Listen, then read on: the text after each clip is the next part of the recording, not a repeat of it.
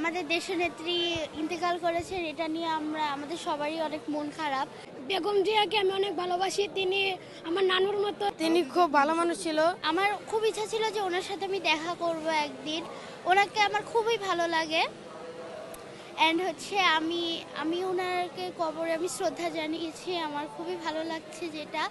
And উনি যেদিন ইন্তেকাল করেছেন আমরা ওই দিন মানে অনেক খারাপ লেগেছে আমার।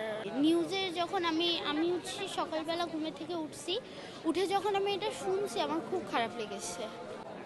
বেগম জিয়াকে আমি অনেক ভালোবাসি, তিনি আমার নানুর মতো। তিনি অনেক ভালো একজন মানুষ ছিলেন। তিনি যে বিএনপির জন্য অনেক কিছু করেছেন, দেশের মানুষের জন্য অনেক কিছু করেছেন। তার জন্য আমি বিএনপিকেও ভালোবাসি, খালেদা জিয়াকেও ভালোবাসি।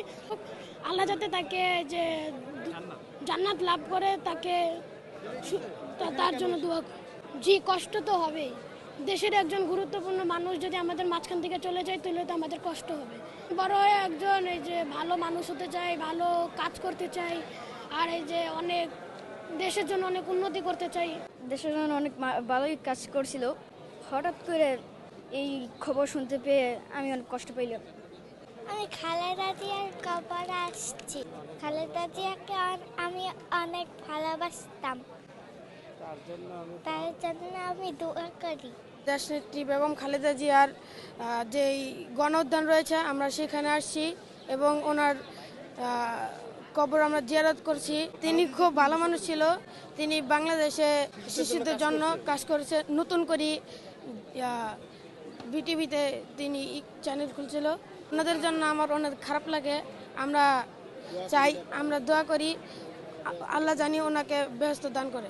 আমার কাছে অনেক খারাপ লেগেছে, কারণ খালেদা জিয়া হলো এই দেশের নেত্রী। এই জন্য আমার খুবই খারাপ লেগেছে ওনার জন্য। আমি আসছি জিয়া উদ্যানে ওনার কবর দেখতে। ওনাকে অনেক শ্রদ্ধা জানাই এবং ওনার জন্য সবাই দোয়া করবেন। আমি অনেক দোয়া করেছি ওনার মতো যেন সবাই হতে পারেন। খালেদা জিয়ার জন্য দোয়া করছি। আমি হেমেদপুর থেকে আসছি, খালেদা জিয়ার দোয়ার জন্য আসছি। খালেদা জিয়া অনেক ভালো ছিলেন।